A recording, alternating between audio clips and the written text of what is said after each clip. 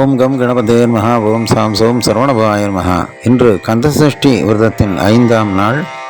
5 என்பது ஜாதகத்தில் பூர்வ ஜென்ம பாபங்களையும் புண்ணியங்களையும் குறிக்கும், புத்திரஸ்தானத்தையும் குறிக்கும். 5ஆம் படைபேடு திருத்தணி முருகன். அந்த திருத்தணியை நம்ம பிரார்த்தனை பண்ணி கொண்டு நம்மளுடைய பாபங்கள் எல்லாம் தீர்வதற்கு அவனை வேண்டிக் கொள்வோம். முன் ஜென்ம பாபங்கள் தீர்வதற்கு பவ சரவண என்று சொல்லக்கூடிய மகா மந்திரத்தை 108 முறை பாராயணம் செய்துவிட்டு அருணகிரிநாதர் முருகனுக்காக பாடிய வேல் வகுப்பு என்று சொல்லக்கூடிய ஒரு அருமையான ஒரு மந்திரம் 16 வரிகள் கொண்டது.